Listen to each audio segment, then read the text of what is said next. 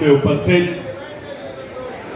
हम लोगों की नेत्री और बेला विधानसभा में आप सबके प्रयास से आरजेडी के गढ़ को गिराने वाली यहाँ पर उपस्थित मनोरमा देवी जी, हम लोगों के सम्मानित नेता और पार्टी के मजबूत साथी और दलितों पिछड़ों की लड़ाई को हमेशा ताकत देने वाले भाई प्रभुनाथ राम जी, यहाँ पर उपस्थित हम लोगों के साथी और इस कार्यक्रम का आयोजन करने वाले साथियों के साथ मिलकर भाई बलिराम चौधरी जी, हम लोगों के पुराने साथी और आपकी कठिनाइयों के लिए हमेशा हमारे से मिलने वाले हम लोगों के भाई विश्वजीत जी, नौजवान साथी और हमारे पार्टी के मजबूत साथी महेश दास जी, इस संगठन के प्रदेश की अध्यक्षा सीता देवी जी, जयंती जी, प्रीति कुमारी जी, यहाँ पर उपस्थित प्रदीप जी, बिट्टू जी, ललन चौधरी जी, राजा राम महतो जी, प्रकाश दास जी, उज्ज्वल रजक जी, सभी तमाम साथी जो यहाँ आज उपस्थित हैं, उन सबको, परशुराम मांझी जी, सबको हम आज अंतर्राष्ट्रीय महिला दिवस पर अपने नेता माननीय नीतीश कुमार जी की तरफ से आप सबको कोटि कोटि बधाई देते हैं। और हम सब जब भी हमारे जो सनातन की परंपरा है उसमें जब भी हम माता के सामने जाते हैं तो कहते हैं जगत जननी, पूरे जगत को चलाने वाली। और आज अगर सरस्वती आपको चाहिए तो माता सरस्वती के पास जाना होगा, अगर आपको धन चाहिए तो माँ लक्ष्मी के पास जाना होगा, और अगर आपको बुद्धि चाहिए तो जगत जननी के पास जाना पड़ेगा। तो हर जगह माता है।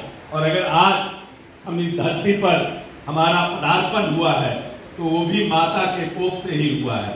इसीलिए यह अंतर्राष्ट्रीय दिवस हम सब लोगों के लिए प्रेरणा का दिवस है। प्रभु भगवान को तो हम लोगों ने देखा नहीं है। सब कहते हैं सनातन में भगवान ऐसे होते हैं, शिव जी ऐसे हैं, राम जी ऐसे हैं, धनुष किए हुए हैं, माता सीता ऐसी हैं, लेकिन किसी ने देखा नहीं है। हमारे पुराणों में, हमारे वेदों में इसकी चर्चा है और हम उसी भावना से उनको लेने का काम करते हैं। लेकिन इस धरती पर जिसने हमें लाया है और जिसने हमें पाल पोस के बड़ा किया है, जिसने हमें संस्कार दिया है, जो रोती बिलखती भी रही, जो भूखी भी रही, लेकिन अपने बेटे को पालने पोसने का काम किया है, वो माता और हमारे पिता हैं, वही भगवान है इस धरती पे। और जिन्होंने सबसे पहले हमें लाने का, और सोचिए जब हमारे बच्चे होते हैं तो हम अपने बच्चों को कितना प्यार से दुलार से रखने का काम करते हैं कि जाड़ा आया तो उनको गर्म कपड़ा मिला कि नहीं मिला, उनको जूता है कि नहीं। उसी तरह से हमारे माता पिता भी कनिष्ठ से कनिष्ठ, खराब से खराब विपरीत परिस्थितियों में भी हम लोगों को लालन पालन करके इस बड़ा बनाया। जो हमारे पूर्वज हैं वो ढोला बजा बजा के अछूता रहा है, अछूता रहा है, अछूता रहा है, उसको खुद बोलना पड़ता था कि लोग हटते जाए, सट न जाए, उसको जाके नहाना पड़ेगा। और हमारी परछाई ऐसी पड़ती थी कि हमारा पछुआ में लोग झाड़ू बांध देता था कि हमारा पैर का दाग हमारे झाड़ू से बाहर न जाए, कि किसी का दाग न पड़ जाए, कि उसको नहाना पड़ेगा। वहां से हम समाज आज यहाँ बदल कर आया है और आज हम सब लोग जो दलित समाज और अल्पसंख्यक समाज के लोग हैं आज यहाँ इकट्ठा हुए हैं और आज अंतर्राष्ट्रीय महिला दिवस से मनाने का काम कर रहे हैं। आज से पहले तो जब पीएम सेशन नहीं आए थे तो लोग हम लोगों के बूथ पर आज जातीय माननीय नेता ने जातीय गणना कराया और हमें बताया कि हमारा प्रतिशत इस राज्य में 100 में हम 20% है, हमारी संख्या 20% है जातीय गणना करके। और 94 लाख लोग इस देश में बीपीएल से लेकर आर्थिक स्थिति उनकी कमजोर है, वो सभी जात के लोग हैं। लेकिन 94 लाख परिवार ऐसे इस देश में है जिनकी माली हालात नहीं है। हम तो बहुत विषम परिस्थितियों परिस्थितियों से बाहर निकल के आए हैं। उसी तरह से महिलाओं को भी इस देश में न पढ़ने का अधिकार था, न लिखने का अधिकार था, न मंदिर जाने का अधिकार था। बहुत से जो परिस्थितियां जो है उन पर राइडर्स लगे हुए थे। लेकिन आज समाज में महात्मा गांधी आए, आजादी के बाद बाबा साहब भीमराव अम्बेडकर आए, उन्होंने सब चीजों पर प्रहार करने का, सामाजिक जो परिस्थितियां थी, चाहे वो सती प्रथा हो, चाहे वो हमारा विधवा विवाह हो, जो लोग विधवा यंग एज में हो जाते थे, बहुत सी चीजों पर जो सामाजिक कुरीतियां हैं उस पर प्रहार करने का काम किया। और आज जब समाज आजादी के 75वें साल में है तो बहुत सी चीजें बदली है। कम से कम संविधान में बाबा साहब ने बोलने का अधिकार दिया, समानता का अधिकार दिया, आरक्षण की व्यवस्था की, जिससे आज हम लोग आगे आए हैं। लेकिन अभी हमें समाज में और मुखर होने का जरूरत है। बाबा साहब बार बार कहते थे कि शिक्षित बनो, संगठित रहो और संघर्ष करो। लेकिन हम आज टुकड़ों में बच गए हैं। कोई लोग रविदास जयंती मनाता है, कोई लोग दूसरा जयंती मनाता है। ये जो लोग समाज के लोग नहीं चाहते हैं, दलितों की जो संख्या 20% है वो संगठित रह करके रहे, वो टुकड़ों में बांटना चाहता है। हमें सब दलितों को एकजुट होकर रहना है। और लोकतंत्र में जब आप बाबा साहब जिन्होंने हमें अधिकार दिया, क्यों कहा कि शिक्षित बनो, क्यों कहा संगठित रहो और अपनी लड़ाई के लिए, अपनी समानता के लिए, अपने अधिकारों के लिए संघर्ष करने का काम करो। सोचिए बाबा साहब कब आए, किन परिस्थितियों में बाबा साहब ने इस लड़ाई को लड़ने का काम किया। जो बाबा साहब का इतिहास पढ़े हैं उनको पता है कि बाबा साहब ने शिक्षा पाने के लिए कितना संघर्ष किया। और जब शिक्षित बन के आए तो इस प्रदेश में, जब उन्हें इस देश में संविधान बनाने का अधिकार मिला, तो उनके साथ जितनी बात बीती थी उन सब बातों को संविधान में इनकॉर्पोरेट करने का काम किया। जो आने वाली हमारी वंशज है, जो आने वाली हमारी पीढ़ी है, वो कैसे समान रूप से जिंदगी जीने का काम करे। और ऐसा नहीं है कि बाबा साहब को भी विरोध नहीं झेलना पड़ा था। जब संविधान का निर्माण कर रहे थे तो पढ़िएगा, प्रीवी काउंसिल में जब कॉन्स्टिट्यूशन संविधान बनाने के लिए बैठकें होती थी तो बहुत से अधिकार जो बाबा साहब देना चाहते थे कि भाई जो हमारा प्रतिनिधित्व करे, जो हमारा एमपी हो, जो हमारा एमएलए हो, उसको सिर्फ दलित ही वोट करके जिताने का काम करे, जिससे कि अपनी आवाज को मुखर होकर के वो विधानसभा और लोकसभा में बोलने का काम करे। लेकिन बहुत सी बातों को उनके नहीं माना गया। शायद अगर बात माना जाता तो दलितों के अधिकार के लिए जो लड़ाई है उसको और ताकत मिलती। लेकिन क्योंकि जहां जहां रिजर्व सीट है, जहां जहां आरक्षण लागू है, वहां वहां और भी जातों का वोट रहता है और हमारे संख्या कम हो जाती है। लेकिन जिसको विधायक बनना है, एमपी बनना है, उनको सबको देखना पड़ता है। रघुनाथ भाई यहाँ बैठे हैं, उनको भी दलित की बात नहीं करते हैं। और अगर बहुत मुख्य रूप से दलित की बात करिएगा तो दूसरे जात के लोग इनको हरा देने का काम करेंगे। तो बहुत सी समस्याएं थी, लेकिन बाबा साहब चाहते थे, लेकिन फिर वो बातें नहीं हुई। लेकिन अब माननीय नेता आए आपके प्यार और आशीर्वाद से और इस प्रदेश की बागडोर संभालने का काम किया 2005 में। तो सबसे पहले उन्होंने इस प्रदेश में जो बाबा साहब कहते थे शिक्षित बनो, इस प्रदेश में उन्होंने सर्वे कराया कि कितने बच्चे स्कूल के बाहर हैं और ये किन किन जात के समाज के लोग हैं। माननीय नेता को पता चला कि महादलित और अल्पसंख्यक समाज के लोग स्कूल से सबसे बाहर हैं। और उसके लिए माननीय नेता ने पहली बार हिंदुस्तान, आजाद हिंदुस्तान में कोई ऐसा नेता पैदा हुआ जिसने इस तरह की संस्थाओं का निर्माण अपने प्रदेश में करने का काम किया। और आपको तालीमी मरकज और इस तरह के शिक्षा मित्र का उन्होंने गठन किया और उनसे आग्रह किया कि आप जो बच्चे स्कूल के बाहर है उनको विद्यालय में लाने का काम कीजिए। ये कोई छोटी सोच नहीं है, ये एक बड़ी सोच है। शिक्षित होने के लिए माननीय नेता ने सभी विद्यालयों में, टोलों में आप लोगों को आग्रह किया कि वो बच्चों को स्कूल स्कूल लाने का काम करे और उनके मन में, उनके माता पिता के मन में ये प्रेरणा डाले कि आप शिक्षित बनने का काम करिए। क्योंकि जब तक आप शिक्षित नहीं बनिएगा, जब तक आप पढ़ाई नहीं करिएगा, याद कीजिए हम अपने पिताजी की बात बताते हैं, 13 कोस पैदल चल करके वो पढ़ने जाते थे और वो गांव नदी पार करके पढ़ना पड़ता था। एक पॉलीथिन में अपना जूता और कपड़ा रख करके नदी पार करते थे और पढ़ते थे और पढ़ करके आते थे। और यही कारण है कि उन्होंने शिक्षा पाई, तो आज उनका आने वाला जो जनरेशन है उसके लिए उन्होंने संघर्ष किया और शिक्षा को इतना महत्व दिया कि आपको पढ़ना है, आपको लिखना, आपको कंपटीशन देना है। दिन में घूमते थे, नेतागिरी करते थे, मिले थे, सामने आके पूछते थे हर बच्चा से कि क्या तुम्हारा स्टेटस है। उसी तरह से आप लोगों की भी जवाबदेही है कि अपने बच्चों को पढ़ाइए। सरकार ने बहुत सी योजना लाई है शिक्षा देने के लिए और माननीय नेता ने तो महिलाओं के लिए 10वीं पास महिलाओं के लिए, 12वीं पास महिलाओं के लिए और ग्रेजुएशन करने के लिए उन्होंने व्यवस्था की है और जानबूझ करके नेता प्रोत्साहन राशि देने का काम करते हैं। क्योंकि हमारे समाज में भ्रूण हत्या की पद्धति चलती थी। घर में अगर कोई लड़की हो गया तो लोग समझता था कि इस लड़की का ब्याह करना पड़ेगा, 2-4 बीघा हमको बिक जाएगा, क्योंकि हमारे यहाँ दहेज की व्यवस्था थी। तो लोग शादी लड़की का करते थे, उनको दहेज देना पड़ता था। और माननीय नेता ने न सिर्फ दहेज प्रथा का विरोध किया, बल्कि माननीय नेता ने लड़कियों को पढ़ाने के लिए व्यवस्था की। और जब नेता 2005 में आए थे तो मात्र 5 लाख बच्चे स्कूल में पास करते थे और उसमें मात्र 50,000 60,000 हमारी बच्चियां हुआ करती थी।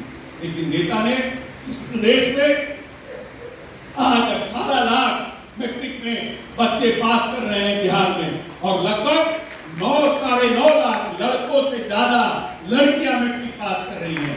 ये बड़ा हमारे राज्य का एक बड़ा, जिसको बोलते हैं नींव का पत्थर है ये। और आपको बताने में हमको संकोच नहीं होगा, नेता जो बड़ा होता है लोकतंत्र में, उसी के साथ लोकतंत्र में हमें रहना चाहिए। जिसकी सोच बड़ी होती है, जो दूरदर्शी होता है, जो आने वाले 20 साल 25 साल को देखता है कि कैसे हमारा आने वाला 25वां साल आज के बाद हम रहे ना रहे, लेकिन कैसे वो 25 साल के बाद हमारी जो सबसे बड़ी संतति है, जो हमारा आने वाला, जो हमारा वंशज है, जो पीढ़ी जो 90 समय से आर्थिक रूप से, सामाजिक रूप से, राजनीतिक रूप से पीछे बढ़ा हुआ है, उसको कैसे हम आगे ले जाने का काम करें। नेता ने जब सर्वे कराया तो उनको पता चला कि 5वीं के बाद, ये बड़ा मानवीय बात है कि 5वीं के बाद हमारी बच्चियां स्कूल जाना बंद कर देती हैं।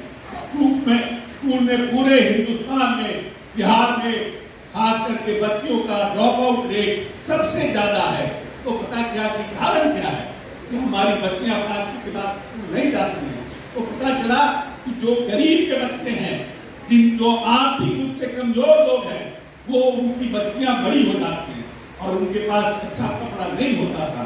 खास करके जो दलित परिवार के लोग हैं, जो अति पिछड़े परिवार के लोग हैं, जो लोग अल्पसंख्यक परिवार से हैं, जिनकी आर्थिक स्थिति अच्छी नहीं थी, वो अपने बच्चों को विद्यालय भेजना बंद कर देते। और उसके बाद आजाद हिंदुस्तान में माननीय नेता नीतीश कुमार ने पहली बार इस प्रदेश में, जो गरीब प्रदेश था, जो पिछड़ा प्रदेश था, उसमें पोशाक योजना की शुरुआत की और अपने बच्चों को विद्यालय भेजने का काम किया और साइकिल योजना की शुरुआत की। ये कोई मामूली बात नहीं है, ये एक सामाजिक क्रांति का नींव रखने का काम नीतीश कुमार ने किया है।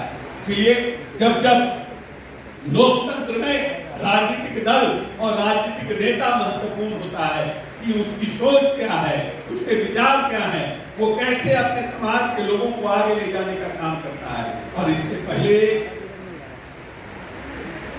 राजनीतिक दल थी, उसको भी आपने प्यार दिया, स्नेह दिया, उनको भी आपने लंबे समय तक इस प्रदेश के शासन करने का अधिकार दिया, लेकिन उनका क्या था, वो इस प्रदेश में चरवाहा विद्यालय बनाते थे। जितना गरीब दलित बैकवर्ड का बच्चा है, वो भैंस और गाय पर बैठ करके चरवाहा विद्यालय में पढ़ाई करे। 6 इंजीनियरिंग कॉलेज थे, माननीय नेता के आने के पहले 6 मेडिकल कॉलेज थे, आज 36 मेडिकल कॉलेज हैं। हर एक जिलों में इंजीनियरिंग कॉलेज बनाने का काम किया, हर एक जगह ITI और पॉलिटेक्निक बनाने का काम किया, क्योंकि नेता को पता है कि पूरे हिंदुस्तान में पर स्क्वायर किलोमीटर में सबसे घनत्व की जनसंख्या का प्रदेश बिहार है, जहाँ बेरोजगारी ज्यादा है, जहाँ नौजवानों की संख्या ज्यादा है, जहाँ पर हमारे यहाँ शिक्षा की कमी है। तो इसलिए माननीय नेता ने संस्थाओं का निर्माण करने का शुरू किया और सब जगह उन्होंने आरक्षण के नियम को लागू किया। महिलाओं के लिए भी आरक्षण, अनुसूचित जाति जनजाति के लिए भी आरक्षण का प्रावधान किया और चाहता है हमारा नेता जो हमारी बड़ी आबादी है, अगर आप अति पिछड़ा ले लीजिए, अगर आप अनुसूचित जाति ले लीजिए, अल्पसंख्यक ले लीजिए, लगभग आधी आबादी जो है इस प्रदेश में, आधी से ज्यादा आधी आबादी तो महिलाओं की है, उसकी ज्यादा आबादी अभी भी पूरी तरह से शिक्षित नहीं हो पाई है और उनको स्किल डेवलपमेंट करने का जरूरत है। इसलिए जो नेता हमारे आने वाले वंश को बढ़ाना चाहता है, शिक्षित करना चाहता है, आर्थिक रूप से मजबूत करना चाहता है, राजनीतिक रूप से सबल करना चाहता है, पहली बार अनुसूचित जाति जनजाति विभाग का निर्माण नीतीश कुमार ने बिहार में करने का काम किया।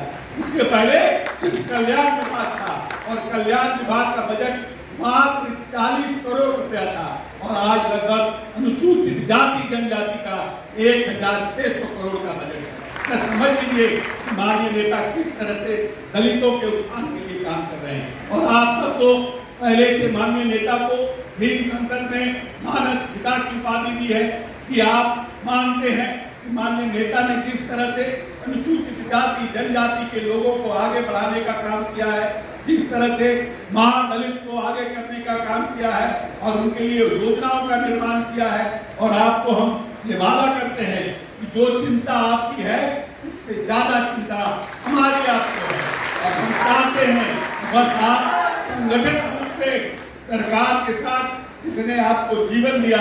अब जब हम लोकसभा चुनाव के पहले जब हम घूमते थे तो लोग कहते थे, भीम संसद के पहले लोग कहते थे कि हमको 5,000 रुपया भी बढ़ जाए, 2-3 हजार तो बढ़ जाएगा तो हम लोगों को बड़ा है, दिक्कत नहीं होगा, लेकिन व्यवस्था कर दीजिए। और जब माननीय नेता के पास बात गया तो माननीय नेता ने दुगना करने का काम किया और आपकी कोई उम्मीद नहीं थी कि हम दुगना करेंगे ना, कभी आपने मन में एक ख्याल आया था, लेकिन नेता नीतीश कुमार ने आपकी दुगना करने का काम किया। 60 वर्ष तक आपको कहा कि निस्वार्थ आप रह सकते हैं और हर 3 साल पर आपके इंक्रीमेंट की व्यवस्था की, लेकिन जो आपकी चिंता है उसके लिए हम प्रयास करते हैं और हम उम्मीद करते हैं कि महादेव जिस दिन ताकत देंगे निश्चित रूप से नीतीश कुमार इस काम को भी करने का काम करेंगे। और माननीय नेता चाहते हैं कि आप ये करें, लेकिन जब सरकार जब चलती है तो बहुत सी और भी व्यवस्था है, जहाँ पर रसोइयों का है, जहाँ पर हेल्थ विभाग में आशा है, बहुत लोग हैं जो लोग संघर्ष कर रहे हैं, लेकिन फिर भी उनके संघर्ष के बीच में आपकी गाड़ी राजधानी एक्सप्रेस से निकली है और हम आपको विश्वास दिलाते हैं कि ये गाड़ी दिल्ली भी पहुंचेगी और हम उसको दिल्ली भी पहुंचाएंगे। और बस आपसे इतना ही आता है के साथ माननीय नेता नीतीश कुमार के प्रति अपना आभार रखने का काम करिए। इसलिए आभार रखने का काम कीजिए कि नेता आपके लिए चिंतित रहते हैं, आपके लिए प्रयास करते हैं, आपको आगे ले जाने के लिए निश्चित रूप से हमेशा कुछ न कुछ योजनाओं का निर्माण करने के कोशिश करते रहते हैं। इसलिए लोकतंत्र में जो राजनीतिक दल और जो नेता आपके प्रति जिसका, क्योंकि आप बहुत लंबे संघर्ष के बाद यहाँ आए, आपके पूर्वज बहुत असमानता झेल कर यहाँ आए, इसीलिए संगठन को ताकत देने का काम करिए, शिक्षा हमेशा ग्रहण करने का काम कीजिए, हमेशा अपने बाल बच्चों, अपने परिवार, मौसी, काका, नाना, नानी, बुआ, फूफी, जिनका भी बच्चा है उनको पढ़ने के लिए हमेशा प्रेरित कीजिए। जब तक दलित का बच्चा पढ़ेगा नहीं, लोकतंत्र पर उसका कब्जा होगा नहीं।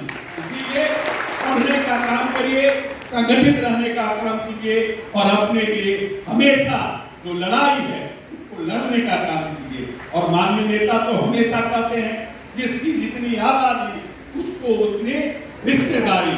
इस आवाज को और इस ताकत को और बुलंद करने की जरूरत है। बहुत बहुत धन्यवाद।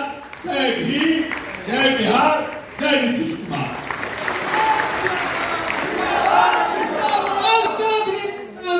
जिंदाबाद जिंदाबाद। बहुत जल्द आपको सूचना मिलेगी। बहुत बहुत धन्यवाद।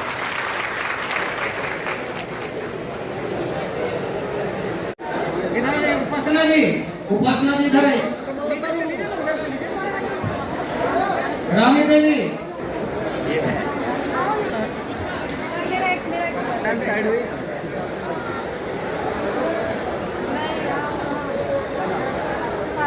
पार्वती जी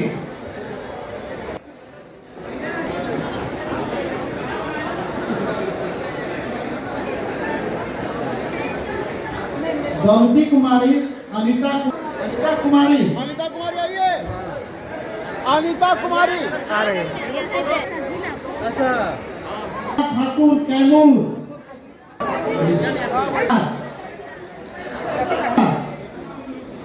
गुलशन कुमारी समस्तीपुर, अनिता कुमारी समस्तीपुर, हाँ नीलम कुमारी समस्तीपुर, नीलम कुमारी समस्तीपुर आ रही है। नीलम कुमारी समस्तीपुर, नीलम कुमारी समस्तीपुर। हाँ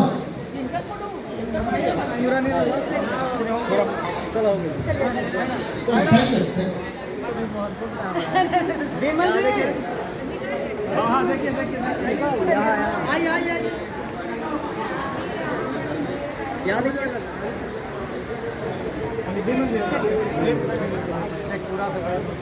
हो गया ना, बढ़िया हो गया। फोटो